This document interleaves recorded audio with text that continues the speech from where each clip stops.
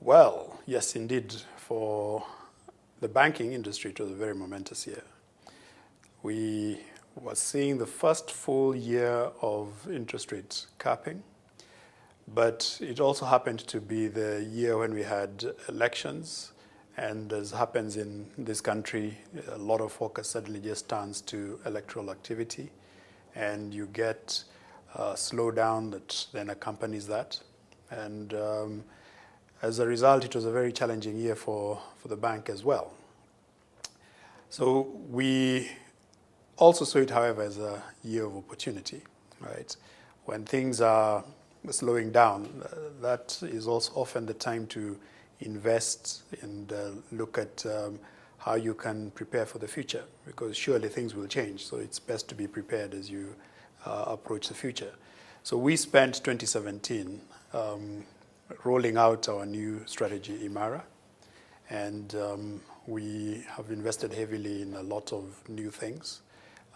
We also used the period of 2017 to close on the transaction that we had, the acquisition of Gyro Commercial Bank, and used the rest of the year to make sure that we integrated the staff coming in from Gyro into I&M, and making sure that we had a seamless transfer for our clients that were then joining us.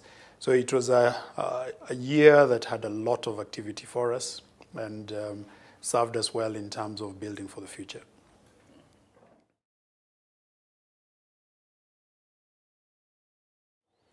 I'm hopeful that it will be scrapped because it is the right thing to do.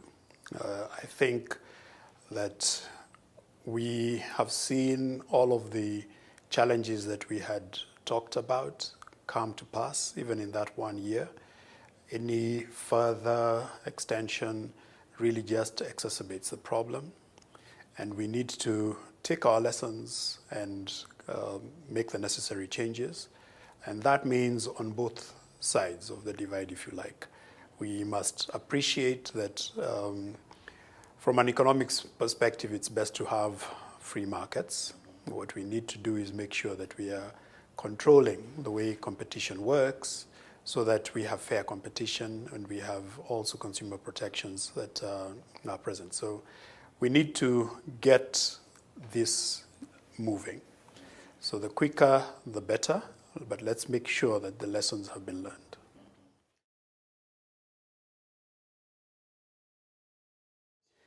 Well, so the Imara strategy has done quite a number of things. Number one, we have sought to make this a lot more customer-centric, right? So whereas we were customer-centric, we felt that we needed to really deepen this. That meant that, number one, we created segments within our business so that we could then create customer value propositions that speak directly to the needs of our clients. So we defined new customer segments. You will have seen that we launched this earlier this year. And this is helping us really come closer to our clients, make sure that the solutions that we provide, the products that we provide, the approach that we have to dealing with our clients is a lot better focused on our clients. It has also meant that we have invested in new approaches technology-wise. We are in the process of rolling out our digital strategy as well. And as you can appreciate, what we are really focusing on here is how do we use data about our customers to help them make better choices about their banking. We want to get better insights on them and to give them those insights so they can make better decisions on how they run their businesses, how they run their financial affairs.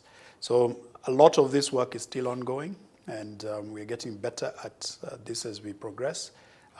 It's our 2017 to 2021 strategy, and we expect that it's going to deliver for us the greater depth in the customer segments, the greater reach that we are looking for in our chosen markets.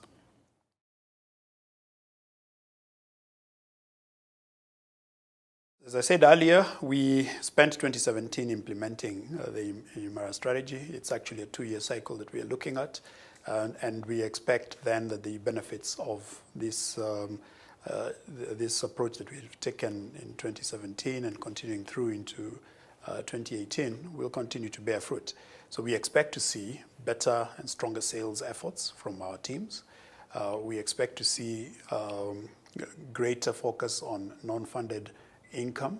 So the transaction systems, the transaction approaches that we are putting in place will start yielding the results that we're expecting.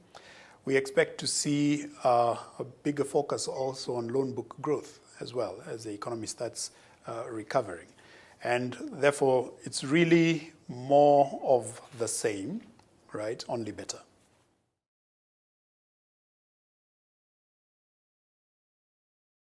I always get excited by that question. And the reason is simple, right?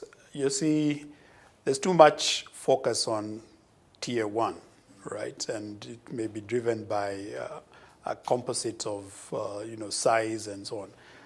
At the end of the day, what customers are expecting is tier one service, right? And we offer that in spades, right?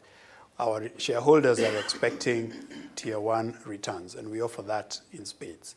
So really, these demarcations don't matter to me as long as we are offering a tier one experience to our different stakeholders.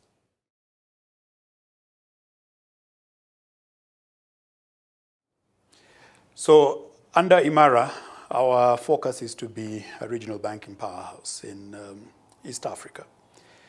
We are already present in Rwanda. We are present in Tanzania. We also have a presence in Mauritius. We have a joint venture in Mauritius. We have an interest in Uganda, right? We have an interest in getting into that market. We have spoken about it before. And so we continue to search for the right opportunity in there. So yes, we want to consolidate our regional presence in East Africa before we can think a bit further afield, right? Because it takes time to really entrench yourself in these markets, make sure that you're reaching the right level of momentum to be able to say, well, we can look further afield and say, yes, this is something we can transport into other markets as well. So that's the focus for the immediate future. Okay.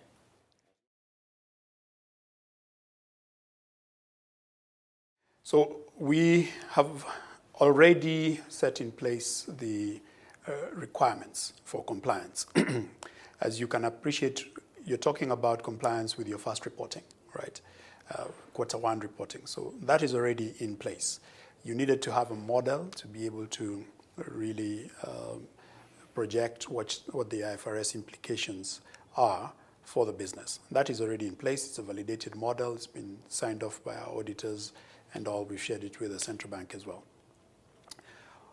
Our approach is really to be compliant at just the level that is required, right? And that is at the IFRS 9 level. What you have referred to as the central bank's variation is really a means of easing it for banks, right? To say we recognize that it's going to have capital implications. We want to ease that burden for you from a compliance perspective. But we are a listed company, right? It means that we have to be reporting at international reporting standard level, right? Which means, therefore, that for us it's easier to just simply be compliant at that level.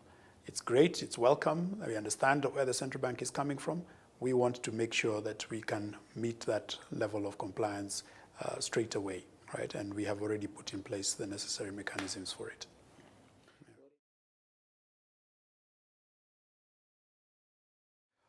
Not much, actually, in terms of what this significant impact has been from discussions with other banks. It has been that it's going to have a huge requirement for capital, right? As it happens, the models that the central banks have been using in East Africa have tended to require higher levels of capitalization anyway, compared to IAS 39, for example. As a result, we have had banks in this region keeping higher levels of capital than you would normally expect, for example, in other parts of the world.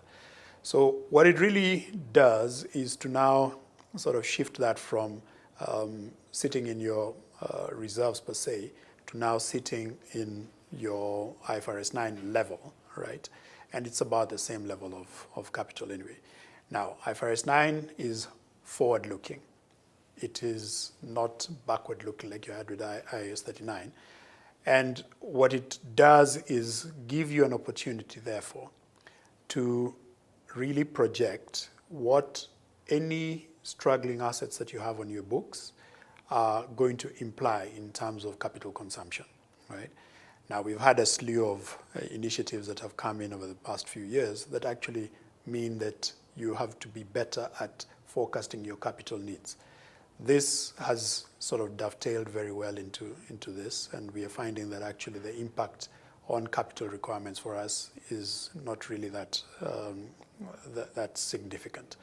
But in terms of then how we look at our books, how we project what our clients' portfolios are going to look like, it has meant that we now have to be a bit more incisive in terms of the insights that we draw from the behaviors that we see in our customer portfolios.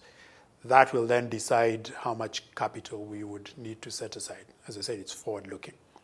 But in terms of the total capital requirements, we are not seeing too much of a difference, but it will certainly change the approach that we take with how customers' portfolios are managed.